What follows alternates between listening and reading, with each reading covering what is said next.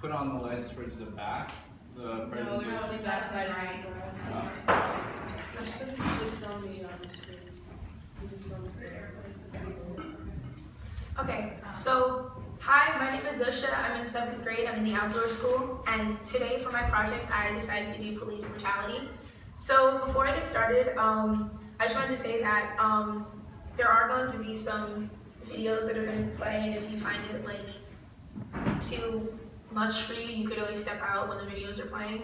But in the beginning of my presentation, I actually wanted to study the jail system, like the prison jail system, but instead I decided that I needed to know how people got there, so then it led me to police brutality. So, yeah. So mainly for my motivation was to spread awareness and to tell people that this is happening so people can be more aware when it happens. And this project is linked to many of my interests in many ways because I've always wanted to become an activist and try to make a difference in multiple things in the world. And so, yeah. I used 3 main cases for my presentation: Trayvon Martin and the Black Lives Matter movement, Eric Gardner and the NYPD, and Freddie Gray and the Baltimore Uprising. So yeah, the pictures, sorry. Then I have my research questions, central questions. How many people of color have died from police brutality? How many police officers have actually been put on trial for police brutality? How many white people may receive different treatment from police? How many people were a part of the Baltimore Uprising? How many police officers do not face repercussions, and what it all means? So the first case that I'm going to show you is Trayvon, okay. So Trayvon Martin. Trayvon Martin was walking home from 7-Eleven on February 26th, 2012, on the way to his dad's house in a gated community, and George Zimmerman, the police officer watch, found him looking suspicious, looked like he was on drugs of some sort, and was following him, and he ended up calling 911 and was talking to the operator, and the operator told him that they don't need him to follow him and stuff, and ended up fighting, and then he ended up getting shot, and yeah. So Zimmerman ended up going on trial, but they said that he was not guilty because it was self-defense, because they were fighting beforehand. And so yeah, I think that,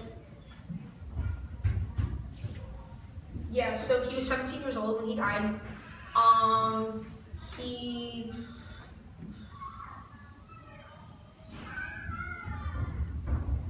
Okay. Yeah, okay, so also it was, that also sparked the Black Lives Matter movement for him, and they all protested about it and stuff, and yeah. The Black Lives Matter Association comes from an African-American descent of people who fight for black rights and stuff, so, and people of color, not only African-Americans, but everyone in general, against police brutality, against everything that happens. So,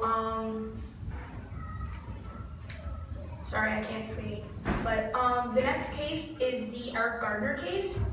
Eric Gardner was 42 years old, and he was approached by police officers because they thought that he was selling untaxed cigarettes, and the police officer ended up, Pantaleo I think it was, ended up putting him in a chokehold and strangled him to death. And so I have a video here.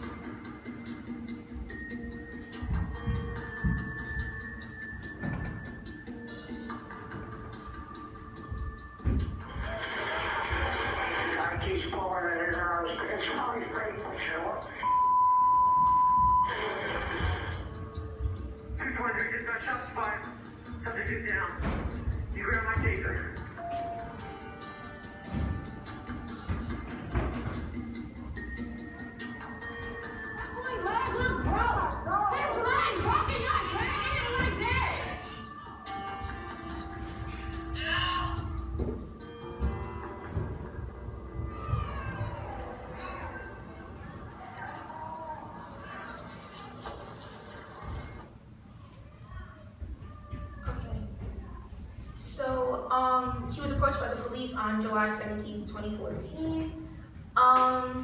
So I kind of did up that. When he was transported in the ambulance, Pantaleo was actually writing up arrest forms and said that he had 10,000 untaxed cigarettes on him, which made it seem like people would think that he's bad, but he actually only had like about 15, I think it was. And